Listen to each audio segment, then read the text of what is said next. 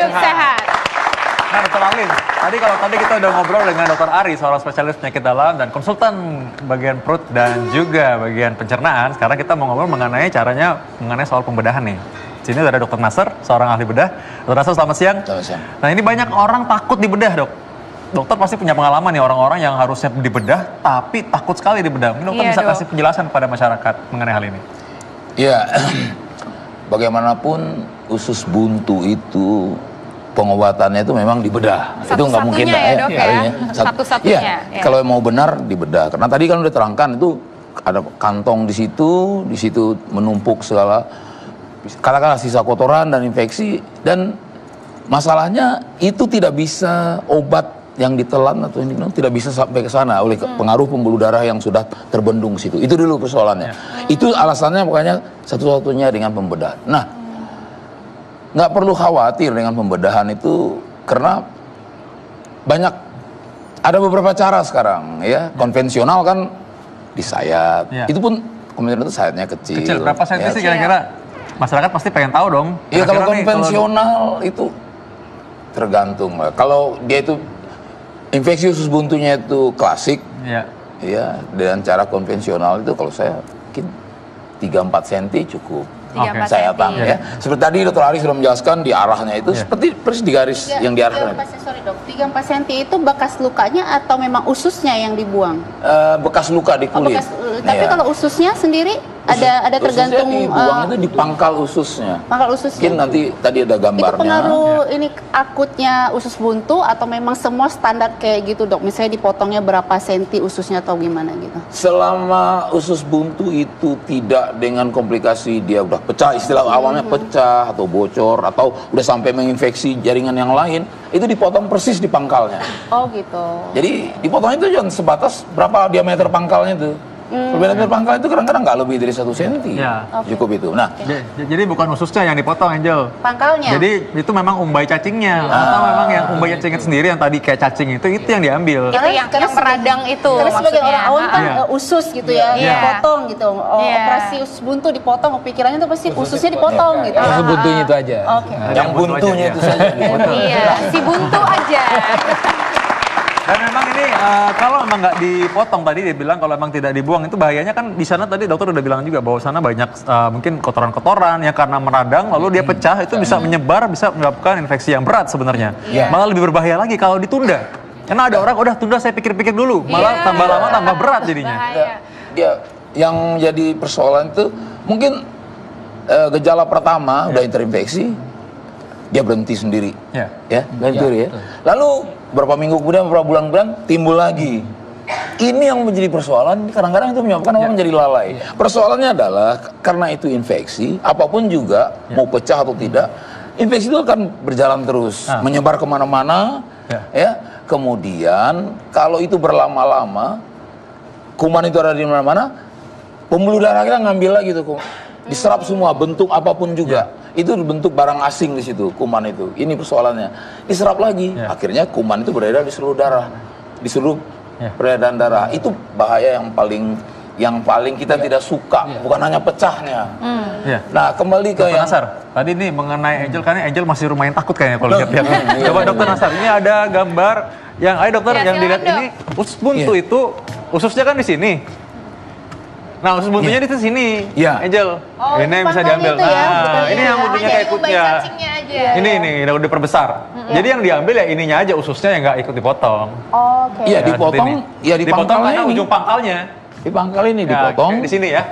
Ya. Ini kan yang sudah meradang. Ya. Nah, kira-kira dok, tadi kan dokter kebetulan udah cerita sama kita tadi di belakang bahwa dokter pagi ini saja ada kasus usus buntu juga ya dokter operasi. Ya, tapi itu kan yang khusus yang terlalu lama mungkin ditunda. Kalau yang cepat dikenali, berapa lama operasinya dok rata-rata? Operasinya barangkali cuman 30 sampai 35 menit. 35 menit ya. Nah, ini seperti ini gambar kalau secara umum kulit kita dari luar, lalu buntu ada di dalam sini, sayatannya kira-kira seperti ini ya dok ya. Yang tadi dokter bilang mengenai konvensional itu maksudnya disayat sekecil ini saja sebenarnya.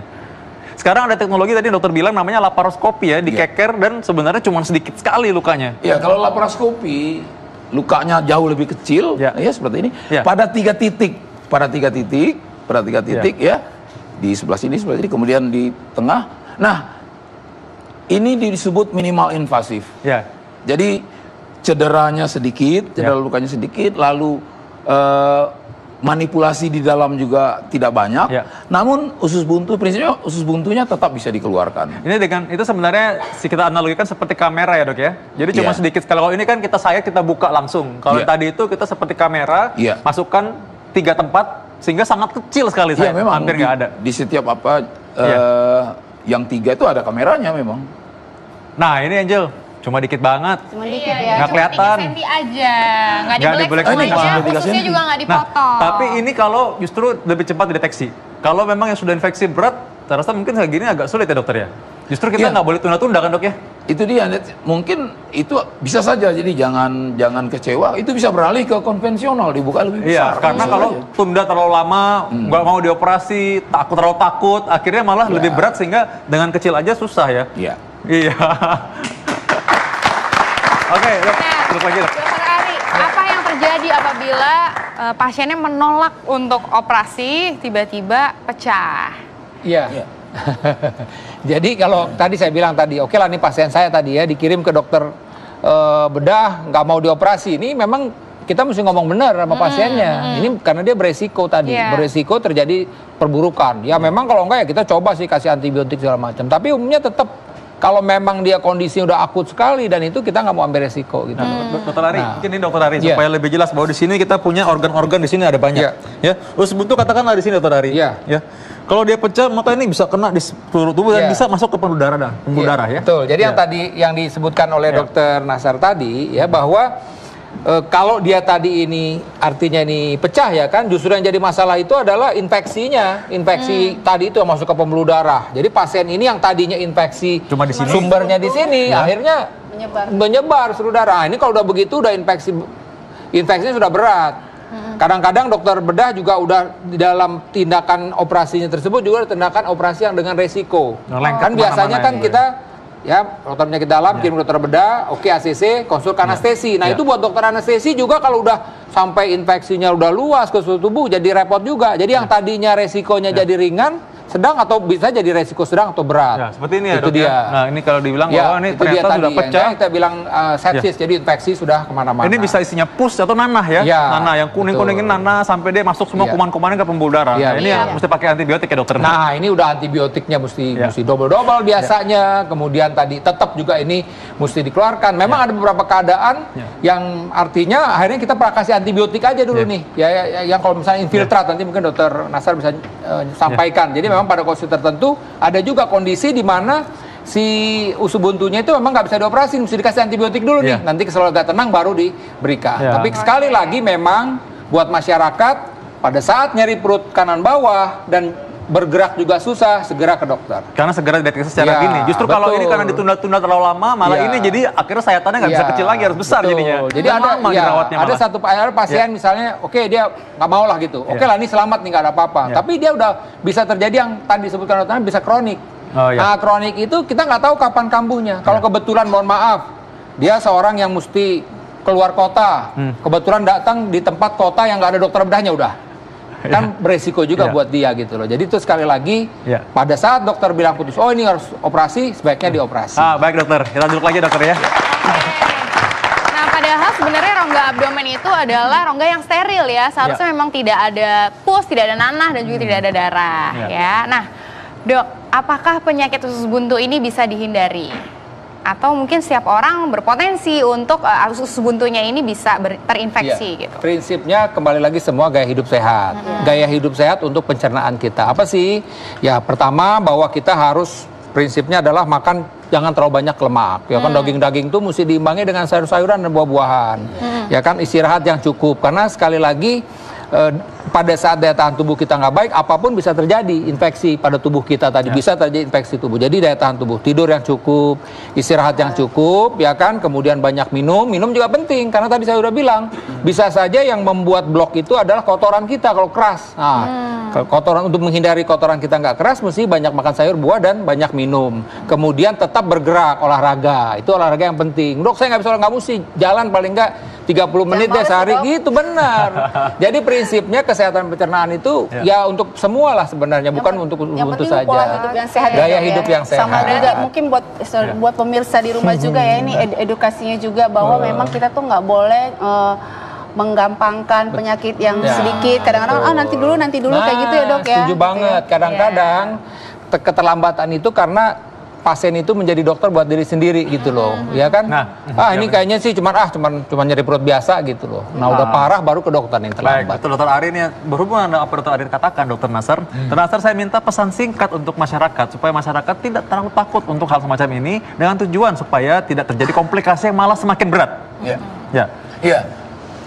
Singkatnya begini, kalau kita mengalami rasa sakit perut, terutama kanan bawah, ada dua hal paling kurang. Ada dua hal paling kurang yang harus tidak dikerjakan.